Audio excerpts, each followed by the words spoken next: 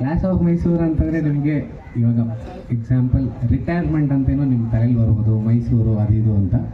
So ಅದರ base ಮೇಲೆ ಒಂದು ಕತೆ ಅಷ್ಟೇ. ನಾವು ಲಾಸ್ಟ್ ಟೈಮ್ ಎಲ್ಲೋ ಹೇಳಿದ ಕ್ಲಾಸ್ ಆಫ್ ಮೈಸೂರು ಅಂತಂದರೆ ಮೈಸೂರಿನವ್ರೆ ಅಂತಲ್ಲ, ಎಲ್ಲನೂ ಈಗ ಬೀರದಾರಣ್ಣ ಒಂದು ಕಡೆ ಇರ್ತಾರೆ, ನಾಣಿಯವ್ರು ಒಂದು ಕಡೆ ಇರ್ತಾರೆ, ಕೊಡಗಿಂದ ಒಬ್ರು ಇರ್ತಾರೆ ಶರತ್ ಅವರು, ಪಕ್ಕ ಬೆಂಗಳೂರು. ನಿಜವಾಗ್ಲೂ ತುಂಬ ತುಂಬ ನಮ್ಗೆ ಅದೆಲ್ಲ ಖುಷಿ ಕೊಟ್ಟಂಥ ಅದೇ ಅವ್ರ ಕೆಲಸ ಆಗ್ಬೋದು, ನಮ್ಮನ್ನು ಪ್ಲೇಸ್ಮೆಂಟ್ ಮಾಡೋದು ರೀತಿ ಆಗ್ಬೋದು.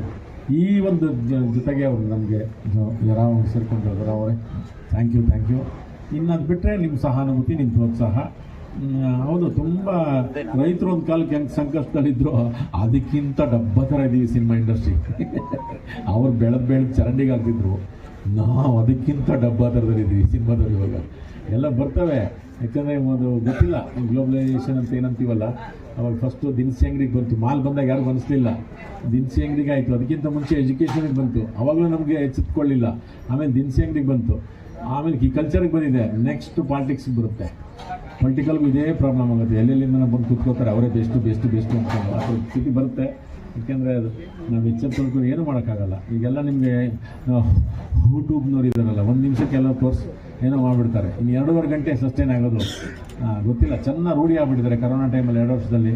ಅವ್ರಿಗೆ ಒಂದೊಂದು ನಿಮಿಷಕ್ಕೂ ಏನೋ ಚೇಂಜ್ ಬೇಕು ಅವ್ರಿಗೆ. ಆ ಥರದ್ದೊಂದು ಮನಸ್ಥಿತಿ ಎಲ್ಲ ಪ್ರೇಕ್ಷಕರು ಅಂದರೆ ನೋಡುವ ವರ್ಗ. ಈಗ ಮನೆಯಲ್ಲೂ ಕ್ಯಾಮ್ರಾಮನ್ ಇದ್ದಾರೆ, ಮನೆಯಲ್ಲೂ ಆರ್ಟಿಸ್ಟ್ ಇದ್ದಾರೆ, ಎಲ್ಲ ಅವರೇ ಆ್ಯಕ್ಟ್ ಮಾಡ್ತಾರೆ, ಅವರೇ ಇದು ಮಾಡ್ತಾರೆ, ಅವರೇ ನೋಡ್ಕೊತಿರ್ತಾರೆ, ಮತ್ತೇನೋ ಮಾಡ್ತಾರೆ. ಆ ಥರದ್ದೇನೋ ಒಂದು ಬಂದು ಹೋಗುತ್ತೆ.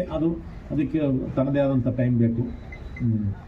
ಮತ್ತು ನಿಮ್ಮೆಲ್ಲರ ಪ್ರೋತ್ಸಾಹ, ಸಹಾನುಭೂತಿ, ಆಶೀರ್ವಾದ ಎಲ್ಲರೂ ಮೇಲೂ. ನಮಸ್ತೆ. ಜೈ ಬಂಡಿ ಮಕ್ಕಳಮ್ಮ. ಗೌತಮ್ ಈ ಚಿತ್ರದ ನಿರ್ಮಾಪಕರು ಮತ್ತು ನಿರ್ದೇಶಕರು ತುಂಬ ಚೆನ್ನಾಗಿ ಕಥೆ ಮಾಡಿಕೊಂಡಿದ್ದಾರೆ.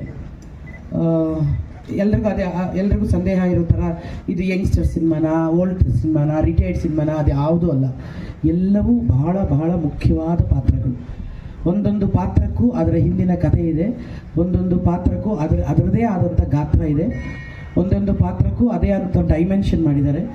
ಗೌತಮ್ಗೆ ಈ ಥರದ ಒಂದು ಸಬ್ಜೆಕ್ಟ್ ಹೆಂಗೆ ಅವ್ರಿಗೆ ಬಂತು ತಲೆಗೆ ಅನ್ನೋದೇ ನಮಗೆ ಭಾಳ ಆಶ್ಚರ್ಯ. ಒಂದು ಸತಿ ಕಥೆ ಹೇಳಿದಾಗ ಇದನ್ನು ಹೆಂಗೆ ನೆನೆಸ್ಕೊಂಡ್ರಿ, ಇದನ್ನು ಹೆಂಗೆ ಇದು ಮಾಡಿದ್ರಿ ಅಂತೇಳಿ. ಯಾಕಂದರೆ ಒಬ್ಬ ನಿರ್ದೇಶಕ ಮತ್ತು ನಿರ್ಮಾಪಕನಾಗೂ ನಿರ್ದೇಶಕನಾಗೂ ಯಾರಾದ್ರೂ ಒಂದು ಸಿನಿಮಾ ಮಾಡಬೇಕು ಅಂತಂದರೆ ನಮ್ಮದೊಂದು ಫಾರ್ಮುಲಾ ಥರದ್ದು ಒಂದು ಇರುತ್ತವೆ. ಒಂದಷ್ಟು ಲವ್ ಸಾಂಗು, ಅದೊಂದು ಇನ್ನೊಂದು ರೊಮ್ಯಾಂಟಿಕ್ ಸಾಂಗು, ಇನ್ನೇನು ಸಾಂಗು, ಇನ್ನೇನು ಅದು ಇದು ಫೈಟ್ ಇಂಥವೆಲ್ಲ ಇರೋದ್ರ ಜೊತೆಗೆ ಈ ಥರದ ಒಂದು ವಿಶಿಷ್ಟವಾದ ಸಬ್ಜೆಕ್ಟ್ನ ಆರಿಸೋದಿದೆಯಲ್ಲ, ಅದು ದೊಡ್ಡ ಚಾಲೆಂಜ್ ಯಾವುದೇ ಒಬ್ಬ ನಿರ್ದೇಶಕನಿಗೆ.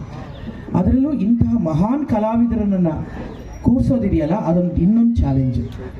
ಯಾಕಂದರೆ ಎಲ್ಲರೂ ಕೂಡ ಬ್ಯುಸಿ ಆರ್ಟಿಸ್ಟ್ಗಳು, ಎಲ್ಲರೂ ಕೂಡ ಅವರವರ ಕ್ಷೇತ್ರದಲ್ಲಿ ಅವ್ರು ನಿಜವಾಗ್ಲೂ ದೊಡ್ಡ ಸಾಧನೆಗಳನ್ನು ಮಾಡಿ ಬಂದಂಥವ್ರು. ದತ್ತಣ್ಣವರಾಗಲಿ, ನಮ್ಮ ಇವರು ನಮ್ಗೆ ಯಾವಾಗಲೂ ಇವನು ಜ್ಞಾಪಕ ಬರೋದು, ನಮ್ಮ ಟಗರು ಪಲ್ಯದಲ್ಲಿ ದಿನಕ್ಕೆ ನಾವು 350 ಮೆಟ್ಲು ಇಳಿತಾ ಇದ್ವಿ, 150 ಮೆಟ್ಲು ಹತ್ತುತ್ತಾ ಇದ್ವಿ. ನನಗೆ ಗೊತ್ತಿರಲಿಲ್ಲ, ಪರ್ಮಿಷನ್ ಕೊಡಿಸಿದ್ದು ನಾನೇ ಆಗಿಬಿಟ್ಟಿದ್ನಲ್ಲ ಅವಾಗ. ಸೊ ಅದು ಆಮೇಲೆ ಗೊತ್ತಾಯಿತು, ಇವನು ಒಬ್ಬನೇ ಕಣಪ್ಪ ಅಷ್ಟು ಬೇಗ ಓಡೋಗ್ತಾ ಇತ್ತು. ನೀವು ಅಂದಿಯಲ್ಲಪ್ಪ ರಿಟೈರ್ಡ್, ನಾವು ಯಾರೂ ಹತ್ತಕ್ಕೆ ಇಳಿಯೋಕ್ಕಾಗ್ತಿರ್ಲಿಲ್ಲ, ಯಾರೆಲ್ಲ ನೀನು ಹತ್ತಕ್ಕಾಗ್ತಿರ್ಲಿಲ್ಲ. ಅವರು ಓಡಿ ಒಂದು 2 ನಿಮಿಷದಲ್ಲಿ ಓಡೋಗ್ಬಿಡೋರು ನಮ್ಮ ಬೀರಾದರವರು. ಆಮೇಲೆ ಶರತ, ರಘು ಬಗ್ಗೆ ಏನು ಹೇಳಿ, ಅವನು ನನಗೆ ದೊಡ್ಡಪ್ಪ ಅಣ್ಣ ಎಲ್ಲನೂ. ಅವನು ಇವನು ತಬಲಾ ಅಲ್ಲ, ಇವನು ಗೊತ್ತಲ್ಲ ಅದು. ಸೊ ಎಲ್ಲರೂ, ಆಮೇಲೆ ಈ ಎಲ್ಲರನ್ನು ಕೂಡ ಹಾಕೋದಿದೆಯಲ್ಲ ದೊಡ್ಡ ಚಾಲೆಂಜ್. ಅದು ಹಿಂಗೆ ಗೌತಮ್ ಸಾಧನೆ ಮಾಡಿದ್ರು. ಇನ್ನೊಂದು, ಸೃಷ್ಟಿಗೂ ತಾಯಿನೇ ಕಾರಣ ಆಗ್ತಾಳೆ, ಅದ್ರಿಗೆ ಮಕ್ಕಳಿಗೆ ಅರ್ಥ ಕೊಡೋದ್ರಲ್ಲೂ ತಾಯಿಯೇ ಕಾರಣ ಆಗಿರ್ತಾಳೆ, ಜೀವನವನ್ನು ನಡೆಸೋದಕ್ಕೂ ಕೂಡ ತಾಯಿಯೇ ಕಾರಣ ಆಗಿರ್ತಾಳೆ, ಜೀವನವನ್ನು ಸರಿದಾರಿಗೆ ತರೋದು ಕೂಡ ತಾಯಿಯೇ ಕಾರಣ ಆಗಿರ್ತಾರೆ. ಕೆಲವು ಸತಿ ತಪ್ಪು ದಾರಿ ತರೆಯೋಕ್ಕೂ ಕೂಡ ಹೆಣ್ಮಕ್ಳು ಸ್ವಲ್ಪ ಕಾರಣ ಆಗಿರ್ತಾರೆ. ಆದರೆ ಮತ್ತೆ ತರೋದು ತಾಯಿ ಅಂತಂದಾಗ ಒಂದು ಇಡೀ ಚಿತ್ರವನ್ನು ಸಂಪೂರ್ಣವಾಗಿ ಬಂದು ಒಂದು ತಾಯಿಯ ಮಡಲಲ್ಲಿ ಅರ್ಪಿಸೋದಿದೆಯಲ್ಲ, ಅದು ನಿಜವಾಗ್ಲೂ ಎಂಥ ಒಳ್ಳೆಯ ಥಾಟ್.